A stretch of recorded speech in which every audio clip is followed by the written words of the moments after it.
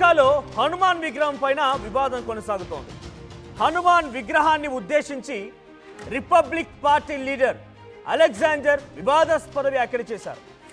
America అంటేనే Christian దేశమని, Hindu దేవుళ్ళ విగ్రహాలను ఇక్కడ ఎందుకు పెడుతున్నారని, ఎందుకు అనుమతిస్తున్నారంటూ కూడా క్వశ్చన్ చేశారు ఆయన. అలెగ్జాండర్ కామెంట్స్ పైన సోషల్ మీడియాలో తీవ్రమైన చర్చ మొదలైంది. 2024లో అక్కడ టెక్సాస్ నగరంలో స్టాచ్యూ ఆఫ్ యూనియన్ పేరిట ఒక హనుమాన్ విగ్రహాన్ని ఏర్పాటు చేశారు. అమెరికాలో ఇది అతిపెద్ద మూడో ఎత్తైనటువంటి విగ్రహం ఇది. సో ఈ విగ్రహానికి సంబంధించి అక్కడ ఏర్పాటు పైన పెద్ద ఎత్తున అలెగ్జాండర్ చేసిన కామెంట్స్ ఇప్పుడు వివాదాస్పదంగా మారాయి. సో అటు రిపబ్లికన్ పార్టీ, డొనాల్డ్ ట్రంప్ పార్టీకి సంబంధించిన ఒక సెనేటర్, అధికార పార్టీకి సంబంధించిన ఒక సెనేటర్ ఈ వ్యాఖ్యలు చేయడం పైన తీవ్రమైనటువంటి వివాదం నెలకొంది. సో ఆయన చేసిన ట్వీట్ మనం చూస్తున్నాం. ఒక వీడియోని షేర్ చేశాడు ఆయన. ఆ వీడియోలో అక్కడ ట్వీట్ కనిపిస్తుంది చూడండి. Why are we allowing a false statue of a false god. ఇక్కడ ఫాల్స్ స్టాచ్యూ అన్నాడు ఆయన. False statue, false Hindu god. భారతదేశపు హిందూ సంస్కృతి సాంప్రదాయాలను అక్కడ ఫాల్స్ అని చెప్తున్నాడు అమెరికా సెనేటర్. ఫాల్స్ గాడ్ అంటున్నాడు. To be here in Texas, we are a Christian nation. If it is limited to only Christian, then why are you allowing all those people? You want us to work in your companies? You want us to invest our mindsets in your companies? మా ఆలోచన విధానాన్ని, మాకున్నటువంటి మేధాశక్తిని, మాకున్నటువంటి మేధా సంపత్తిని మొత్తాన్ని కూడా మీ కంట్రీస్లో ఇన్వెస్ట్ చేయాలి. మీరు క్రిస్టియన్ నేషన్ అని చెప్పుకుంటున్నారా? భారతదేశం నుంచి అధిక మొత్తంలో తినుబండారాలు వెళ్తున్నాయి. ఫుడ్ ప్రొడక్ట్స్ మొత్తం కూడా ఇక్కడ పండించే అత్యధిక సంఖ్యలో ఉండి భారతీయులు హిందువులే. మరి హిందువులు పండించిన పంట ఏం తింటారు? గడ్డి తినక. గడ్డి తినండి. I'm not only concentrating on whole the religion. ఇక్కడ ఓవరాల్ రిలీజియన్కి సంబంధించి మాట్లాడటం లేదు, కేవలం అలెగ్జాండర్ విషయంలోనే. సబ్కా మాలిక్ ఏక్ అనే విధానంతో భారత్ ముందుకెళ్తోంది. అన్ని మతాలు ఒకటే, అందరం ఒకటే అన్నదంతో భారత్ ముందుకెళ్తోంది. కానీ అమెరికన్స్ మాత్రం వేరే క్రిస్టియన్ నేషన్స్ అంట. Yes, if you are only strict to your nation, if you are only strict to your religion, then మీరేం చేయాలంటే గడ్డి తినండి. భారతదేశం నుంచి పంపించినటువంటి ఆహారం తినకండి. హిందువుల చేత తయారైనటువంటి ఆ తినుబండారాలను తినకండి. ఇక్కడి నుంచి మేము పంపించినటువంటి ప్రతిదీ, మాంసం కానివ్వండి, ఫ్రూట్స్ కానివ్వండి, రైస్ కానివ్వండి, వీట్ కానివ్వండి, తినకండి. గడ్డి తినండి. ఆ రోడ్లపై ఉన్నటువంటి అమెరికాలో కొంత స్వచ్ఛత ఎక్కువనే ఉంటుంది కదా, ఆ రోడ్లపై ఉన్నటువంటి ఆ పార్కులో గడ్డి తినండి. As you are Christian nation, why are allowing all the religious people then? ఎందుకు అన్ని రిలీజియస్ పీపుల్ ఎందుకు యాక్సెప్ట్ చేస్తున్నారు మరి అక్కడ? అంటే అక్కడ మా ఇన్వెస్ట్మెంట్, మా మైండ్ ఇన్వెస్ట్మెంట్, మా నాలెడ్జ్ ఇన్వెస్ట్మెంట్గా మారుతుంది. డబ్బులు కూడా మేము అక్కడ వీసాల రూపంలో డబ్బులు ఇచ్చి వస్తున్నాం అక్కడ. సో ఇక్కడ ఆయన మాటలు ఇప్పుడు వివాదాస్పదంగా మారాయి. It's a false Hindu god, false statue అంటూ మాట్లాడుకొచ్చారు ఆయన. ఆంజనేయ స్వామి విగ్రహాన్ని, వీరాంజనేయ స్వామి విగ్రహాన్ని 2004లో అప్పుడు మన హిందువులు అక్కడ అంగరంగ వైభవంగా ఇనాగ్రేట్ చేసుకున్న 90 అడుగుల ఎత్తైనటువంటి ఆ విగ్రహాన్ని కాంస్య విగ్రహాన్ని తప్పుపడుతూ ఇది ఒక ఫాల్స్ హిందూ గాడ్ అంటూ మాట్లాడుతున్నాడు ఆయన. దీనికి సమాధానంగా ఇటు హిందూ కమ్యూనిటీస్ నుంచి కూడా చాలా స్పష్టమైనటువంటి ఒక ఆన్సర్ వచ్చింది. ఒకసారి కూడా ప్లే చేయండి please sir. Rule number 3, discrimination prohibited. Participation in any Republican convention or meeting including but not limited to any primary or convention held for purpose of selecting delegates to a county, district, state or national. అంటే ఎవరైతే ఈ రకంగా పిచ్చి పిచ్చిగా ఒక మతాన్ని, ఒక కులాన్ని, లేకపోతే రకరకాలుగా మాట్లాడుతూ అటువంటి వారికి అక్కడ అవకాశం లేదు అని చెప్పి చాలా స్పష్టంగా Hindu communications, Hindu American Foundation నుంచి అటు అలెగ్జాండర్కో సమాధానం వచ్చింది. ఇది ఒకటే కాదు, it will not undertake or condone any dishonest or unethical practice that tends to correct or undermine our system of free elections. So అన్ని మతాలను విశ్వసించాలి, అన్ని మతాలని గౌరవించాలి, అన్ని మతాలని ఆయన ప్రార్థించాలి కూడా. ఒక పబ్లిక్ సెనేటర్గా ఉన్నారు కాబట్టి.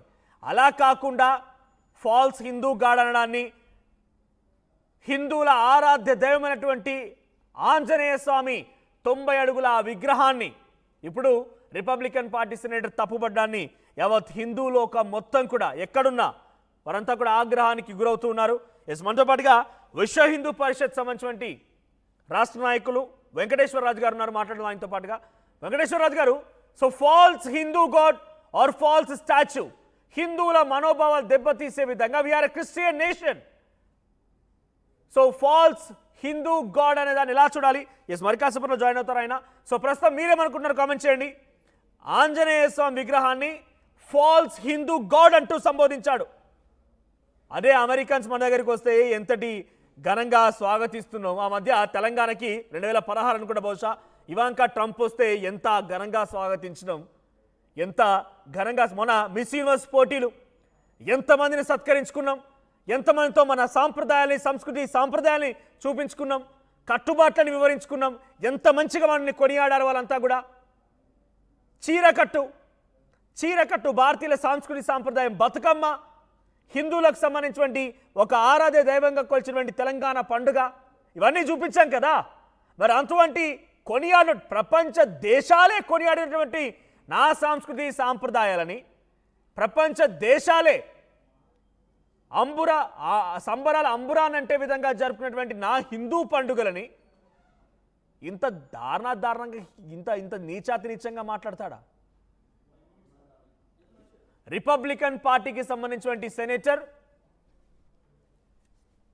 ఈ రకంగా మాట్లాడేటప్పుడు అందరినీ కూడా హిందువులని మనోభావాలను దెబ్బతీసే విధంగా అవుతుంది. సో స్టాచ్యూ ఆఫ్ యూనియన్గా భావించినటువంటి ఆ ఆంజనేయ స్వామి విగ్రహాన్ని ఫాల్స్ హిందూ గాడ్ అంటూ వై ఆర్ వి అలోయింగ్, మేము ఎందుకు అలో చేస్తున్నాం అర్థం కావడం లేదంటగా మాట్లాడుకొచ్చారు ఆయన. విశ్వ హిందూ పరిషత్ నుంచి రాష్ట్ర నాయకులు వెంకటేశ్వరరాజు గారు ఉన్నారు. వెంకటేశ్వరరాజు గారు, false Hindu god, false statue, why are we allowing, we're a Christian nation, ఈ మాటల్ని అక్కడ రిపబ్లిక్ సెనేటర్ ఒకరు మాట్లాడుకొచ్చారు.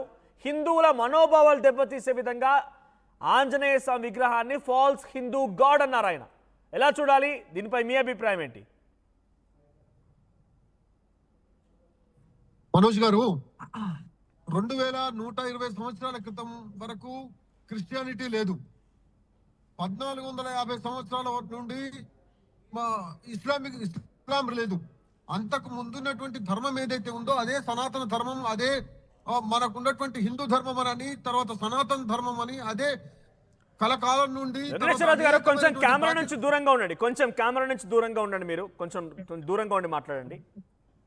ఇప్పుడు రైట్ మాట్లాడండి. లేదు అంటే నేను అనేది ఏంటంటే, ఇప్పుడు నిన్న మొన్న వచ్చినటువంటి ఈ యొక్క ఏదైతే ఉందో ఈ మతాలు అనేటువంటి ఏవైతే ఉన్నాయో, హిందూ ధర్మము అనేటువంటిది సర్వే జన సుఖినోభవంతో అనేటువంటి భావంతో ఉండేటువంటి ఈ యొక్క హిందూ ధర్మము మనం ప్రపంచంలో ఏ ధర్మంలో కూడా లేదు ఇటువంటి విషయాలు. అయితే విషయం ఏంటంటే, ఇవాళ అనేకమైనటువంటి దేశాలలో అనేకమైనటువంటి పద్ధతులు, పూజా విధానాలు జరుగుతూ ఉన్నాయి.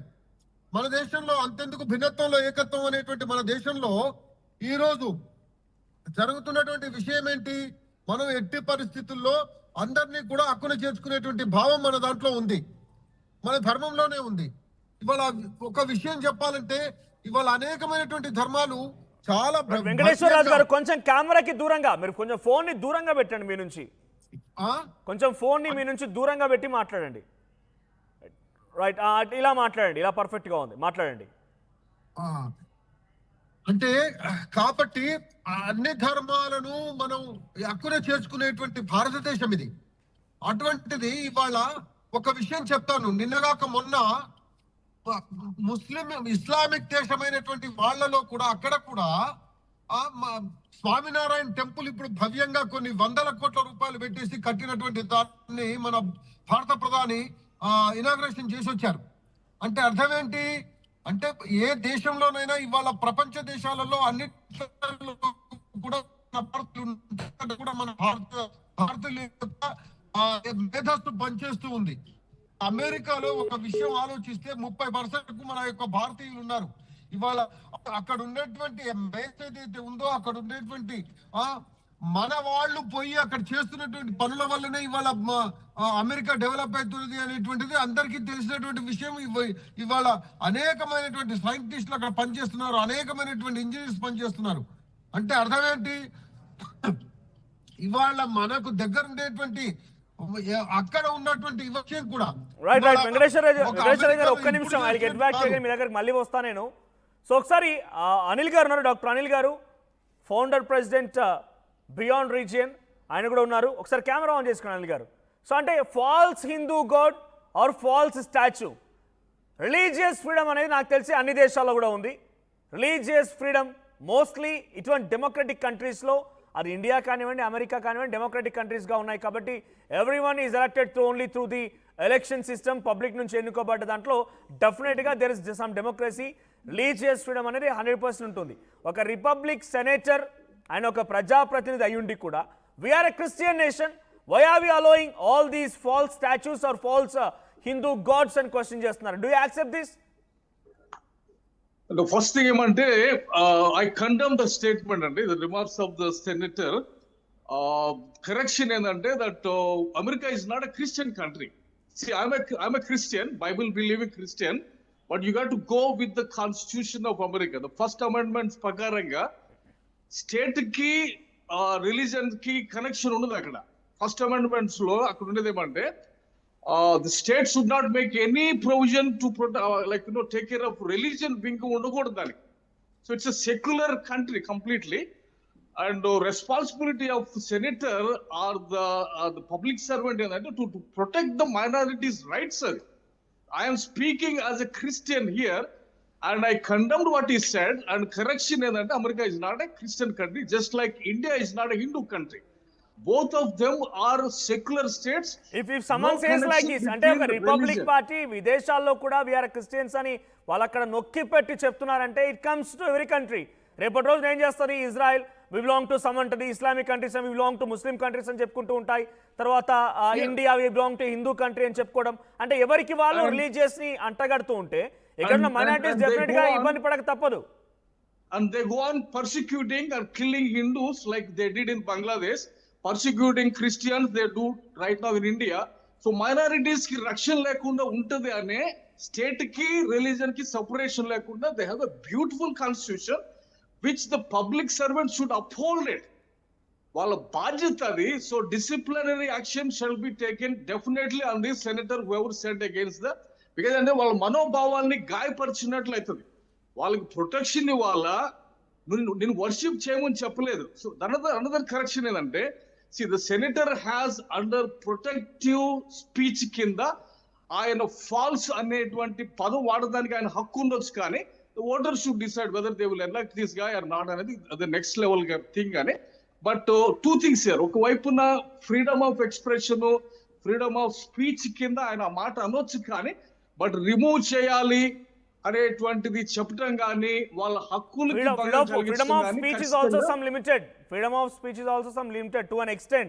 It should not be of very much freedom on religious aspects. It may not be much more freedom on community aspects. వీటి విషయంలో ఫ్రీడమ్ ఆఫ్ స్పీచ్ ని లిమిటెడ్ గానే ఉంటుంది. లిమిటెడ్ ఉంటుంది. అట్ ద సేమ్ టైం ఏదంటే ఒక కమ్యూనిటీని హర్ట్ చేసేటువంటి మాటలు లేకపోతే డివైడ్ చేసేటువంటి మాటలు రావటం అనేది ఫ్రమ్ ఎ పబ్లిక్ సర్వెంట్ నోట్లో రావటం అనేది డెఫినెట్ గా should attract some sort of discipline అనేది నా భావన అనమాట.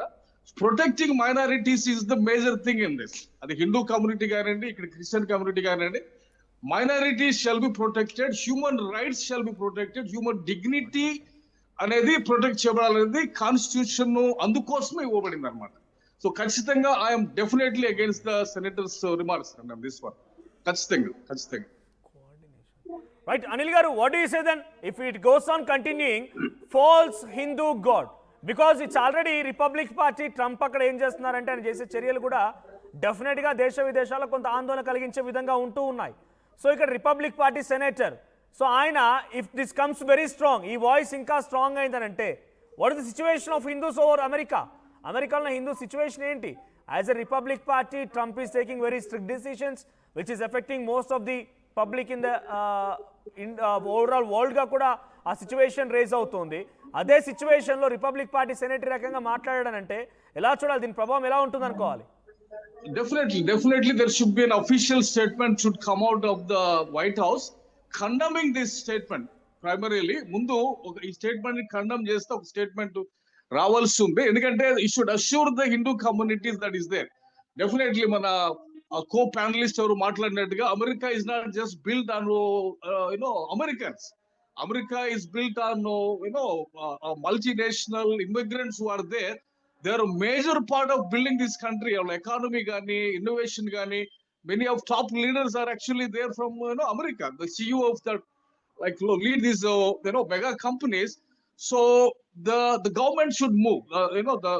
The White House should come out with some sort of statement saying this, we condemn this, and then assure the Indian community that is there that their rights are protected, and then provide whatever necessary protection even for the temple. I think they should go further into that. See, the whole thing is that once you have the majority, you get into this religious nationalist mindset. వాళ్ళు ఏమంటే మేము ఎక్కువ మంది ఉన్నాం కాబట్టి ఇది Christian దేశం అంటాడు సెనేటర్. ఎట్లయితుంది అది అబ్సల్యూట్లీ అబ్సర్డ్ అంటారు. అది America is not a Christian country. America is a secular country, definitely just like India. So ఈ పైత్సము లేకపోతే ఈ మతం అనే దాన్ని ఖచ్చితంగా అణకొట్టాల్సిందే. అణకొట్టి మైనారిటీస్ కి ఎప్పుడైతే రక్షణ కల్పిస్తారో అప్పుడు that is the government that is strongest government. And US is actually known for that. Anil గారు ఒకసారి హోల్డ్ ఆన్ అండి. I'll get back to you again. Venkateswara రాజు గారు ఉన్నారు. వెంకటేశ్వర రాజు గారు ఒక పబ్లిక్ రిప్రజెంటేటివ్, ఆయన అక్కడ సెనేటర్గా ఉన్నారు, రిపబ్లిక్ పార్టీని రిప్రజెంట్ చేస్తున్నారు. అటువంటి వ్యక్తే ఈ రకమైనటువంటి భాష ప్రయోగించారు. False god or false Hindu god or false statue అన్నారంటే ఆల్రెడీ డొనాల్డ్ ట్రంప్ చేసినటువంటి చర్యలు ప్రపంచ దేశాలు ఎటువంటి అలజడి సృష్టిస్తున్నాయో మనం చూస్తూనే ఉన్నాం. అదే పార్టీకి సంబంధించిన ఒక సెనేటరీ వ్యాఖ్యలు చేశారంటే రేపటి రోజున ఈ ప్రభావం ఎలా ఉండబోతోంది? ఇది ఫ్రీడమ్ ఆఫ్ స్పీచ్ని ఉపయోగించడానుకోవాలా?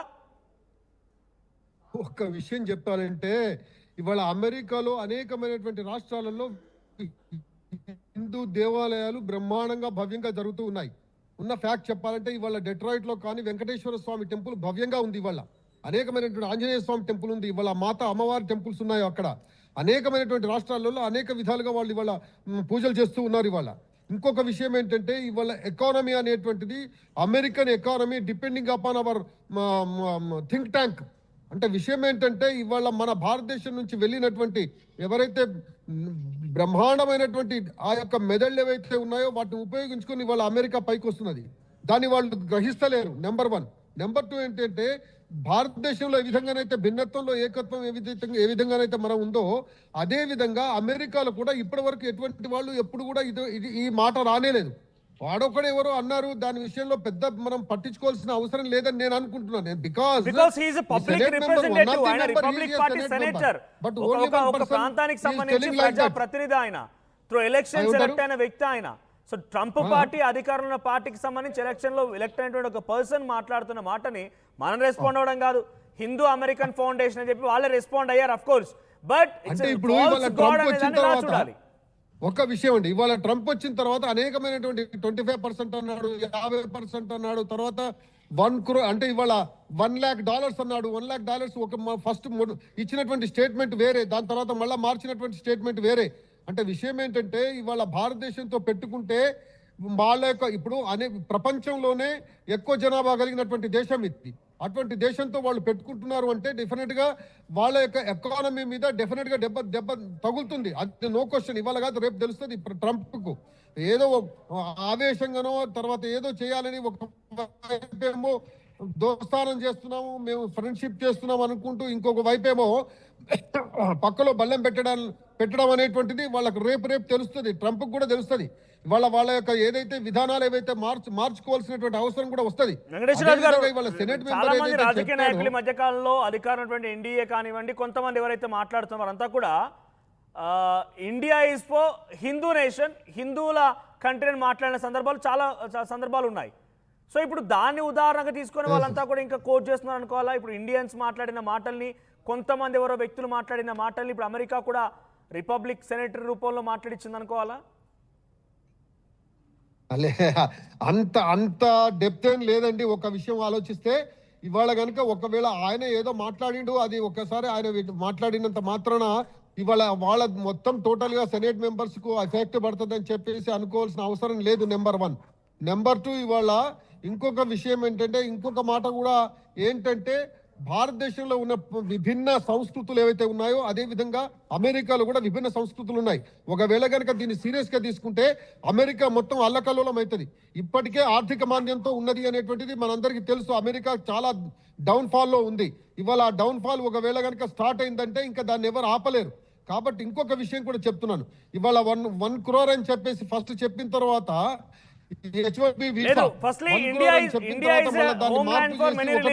ఇండియా అనేది విభిన్న మతాలకి ఆశ్రయం ఇచ్చింది. విభిన్న మతాలన్నీ కూడా ఇక్కడ సమ్మిళితమై ఉన్నాయి. మీరు యాక్సెప్ట్ చేస్తారా ఫస్ట్ దీన్ని? రైట్. సో 100% అండి, 100% అట్లా ఉన్నది కాబట్టి హిందువులకు మాత్రమే దేశం కాదు, అన్ని మతాలకు ఒక నిలయం. అవునండి. అంటే ఒక్క విషయం చెప్తున్నాను. ఇవాళ మనం 1947లో డిపార్ట్ అయిన తర్వాత ఎవడై అఖండ భారత్లో ఉన్నటువంటి ఖండాలుగా వెళ్ళిపోయిన తర్వాత వాళ్ళ దేశాలేమో కమ్యూనల్ దేశాలు అయిపోయినాయి, మన ఏమో అంటే సెక్యులర్ దేశం అయిపోయింది. విషయం చెప్తున్నాను. That is the difference. ఒకటి నెంబర్ 1 మనం గ్రహించాలి. అయినా కూడా అనేకమైనటువంటి సాంప్రదాయాలు, అనేకమైనటువంటి పద్ధతులు, అనేకమైనటువంటి రిలీజియన్స్ ఇక్కడ మనగలుగుతున్నాయి అంటే హిందూ ధర్మంలో ఉండేటువంటి గొప్పతనమే అది. మనకుండేటువంటి ఓపిక, మనకుండేటువంటి ధర్మము, మనకుండేటువంటి ఏదైతే పూజా విధానాలు అవి అన్నీ కూడా సర్వేజన సుఖినోభవంత్ అంటున్నాయి. లోకా సమస్త సుఖినోభవంత్ అంటున్నాయి. మనం ఇవాళ సంకల్పం చెప్పుకుంటాం. సంకల్పంలో ఏం చెప్పుకుంటాం? క్షేమ, స్థైర్య, విజయ, అభయ, ఆయు, ఆరోగ్య, ఐశ్వర్యాభివృద్ధి అని చెప్తాం. అందరికీ చెప్తాం మనం. అంటే విషయం ఏంటంటే ఇది కోరుకునేటువంటిది ప్రపంచంలోనే మన ధర్మం ఒక్కటే. ఇలానే కంటిన్యూ అయితే ఏంటి పరిస్థితి? ఇలానే కంటిన్యూ అయితే ఏంటి? ఇస్లామిక్ కంట్రీస్ మొత్తం కూడా ఇది కేవలం ముస్లింసే ఉండాలి, దుబాయ్కో లేకుంటే ఖతర్కో సౌదీకో ఎవరు రాకూడదు, ఎవరు ఇక్కడ ఉద్యోగాలు చేయకూడదు, మీరంతా వెళ్ళిపోయిన రకంగా ఎవరికి వాళ్ళు స్ట్రిక్ట్ గా నిబంధన, ఈ సెనేటర్ చెప్తున్నట్టుగా నిబంధన పెట్టుకుంటే పరిస్థితి ఏంటి? ఒక్కవేళ కనుక అటువంటిదే జరిగితే ఏది కూడా నిలువ. ఇవాళ మనం ఒక మాట అనుకుంటున్నామండి. ఇవాళ కరోనా వస్తే మనం ఒకవేళ కనుక వేరే పార్టీ కానీ ఇంకేదన్నా ఉండి పరిస్థితి ఉంటే ఇవాళ మరో ఇథియోపియా, మరో ఆఫ్ఘనిస్తాన్, మరో ఐసిస్ అయ్యేది మన భారతదేశం. కానీ అత్యంత దారుణమైనటువంటి పరిస్థితికి వచ్చేది. కానీ ఇక్కడ ఉన్నటువంటి స్టేబుల్ గవర్నమెంట్ ఏదైతే ఉందో, ఇక్కడ ఉన్నటువంటి దృఢత్వం కలిగినటువంటి ఎవరైతే నాయకుడు ఉన్నాడో దాన్ని బట్టి మనం కూడా గ్రహించాల్సింది ఏంటంటే, అంత తొందరగా అంత ఈజీగా ఇవాళ ఒక విషయం చెప్తానండి. ఇవాళ మనల్ని అంటే చెప్తున్నా, లొంగ తీసుకోవాలని చూశాడు అమెరికా, ఇదే ట్రంప్. కానీ మనం లొంగలే. ఆయన 4 సార్లు ఫోన్ చేస్తే తీయలేదు. అంటే అర్థం ఏంటి? నువ్వేంటి, నీ లెక్కేంటే? మన పద్ధతిలో మనం వెళుతున్నాం, మన దారిలో మనం వెళ్తున్నాం, మన డెవలప్మెంట్ లో మనం ఉన్నాం. కాబట్టి నువ్వు చెప్పినంత మాత్రాన నేను వినాల్సినటువంటి అవసరం అని చెప్పేసి ఇవాళ మనకు ట్రంప్ కు ముఖం మీద చెప్పినటువంటి పరిస్థితి ఇవాళ మన భారతదేశానికి ఉంది. కాబట్టి మనం భయపడాల్సినటువంటి అవసరం లేదు. ఎవడో ఆఫ్టర్ ఆల్ అతను ఒకడు ఏదో సెనేట్ మాట్లాడినంత మాత్రాన ఇది పెద్ద మార్పు వచ్చేటువంటి అవసరం లేదు. ఒకటి, అనేకమైన సెనేటర్స్ ఉన్నారు. ఇప్పుడు అతనికే చాలా మంది ఎగనెస్ట్ గా మాట్లాడుతున్నారు. కొన్ని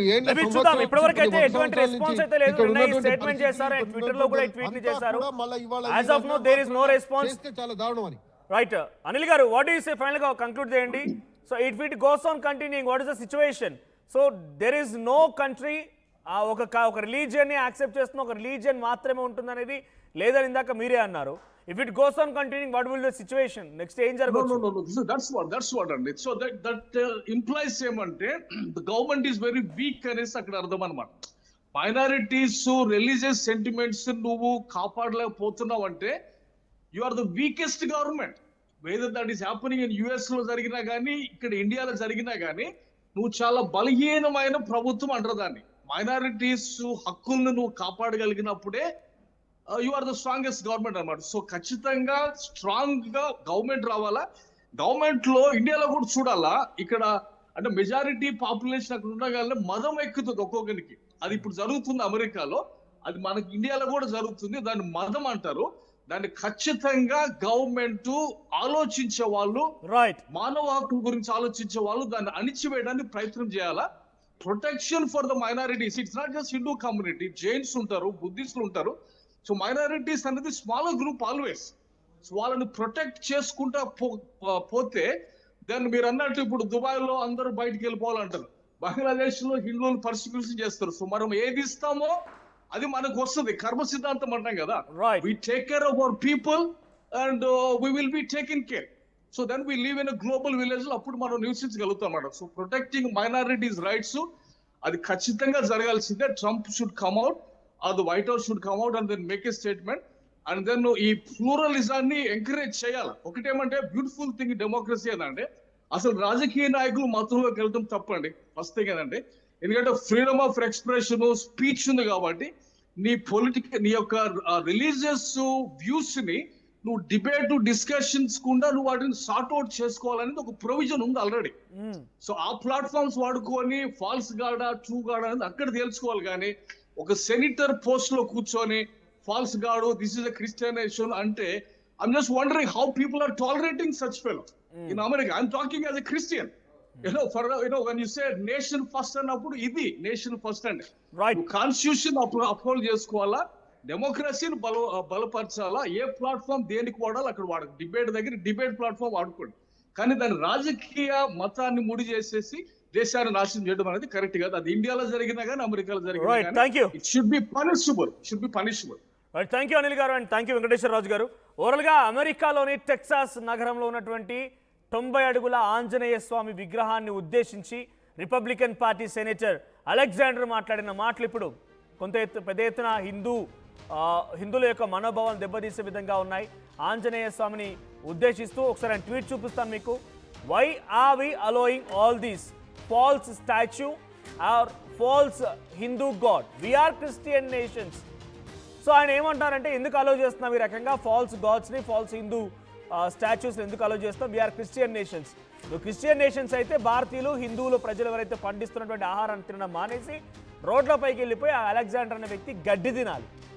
ఎందుకంటే ఇక్కడ నుంచి మనమే ఫ్రూట్స్ పంపిస్తున్నాం, వీట్ పంపిస్తున్నాం, రైస్ పంపిస్తున్నాం, మెజారిటీ మన నుంచి వాళ్ళు ఇంపోర్ట్ చేసుకుంటూ ఉన్నారు. సో ఆ ఇంపోర్ట్ నుంచి మా నుంచి మీకు వచ్చేటువంటి ఇంపోర్ట్స్ మొత్తాన్ని కూడా మరి తినడం ఆపేసి గడ్డి తినండి. అప్పుడు యూ బిలీవ్ దాట్ మీరు ఒక్కరికి మాత్రం ఇండివిజువల్గా ఆయన ఒక్కరికి మాత్రం ఈ భావన ఉంది కాబట్టి ఆయన నిజంగా ఏదంటే ప్రకటించుకోవచ్చు. సో ప్రస్తుతానికి ఈ వ్యాఖ్య దీనిపైన అటు హిందూ అమెరికన్ ఫౌండేషన్స్ కూడా రియాక్ట్ అయ్యాయి, తీవ్రమైన ఆగ్రహం వెలుగక్తూ ఉన్నాయి. మరి దీనికి రెస్పాన్స్ ఎలా ఉంటుంది? ఇది కేవలం రిపబ్లికన్ పార్టీ సెనేటర్గా ఇండివిజువల్గా దాట్స్ ఫూల్, ఒక సెనేటర్ అలెగ్జాండర్ మాట్లాడిన ఇండివిజువల్ మాటలైనా రిపబ్లిక్ పార్టీ దీనికి ఏమైనా రెస్పాండ్ అవుతుందో చూడాల్సిన అవసరం అయితే ఉంది. సో మీ అభిప్రాయం ఏంటి కామెంట్ చేయండి.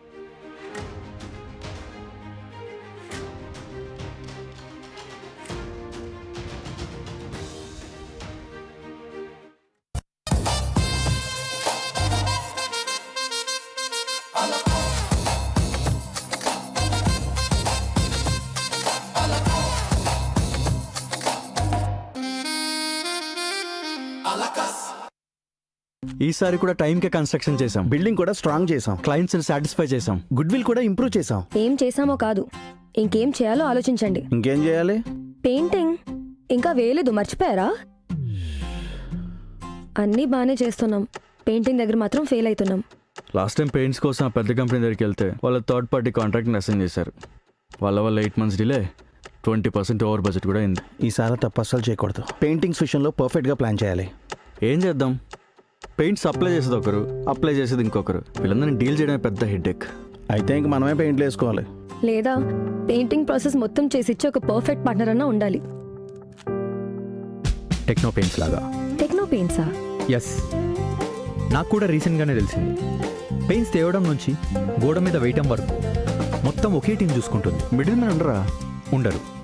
So no quality loss. 5,000+ skill పెయింటర్స్తో 1,250+ corporate projects, 26,000+ government schools paint చేశారు. అది కూడా all over India. Wow, third parties కూడా ఉండరు కాబట్టి మనకు డెడ్ లైన్స్తో కూడా ప్రాబ్లం ఉండదు.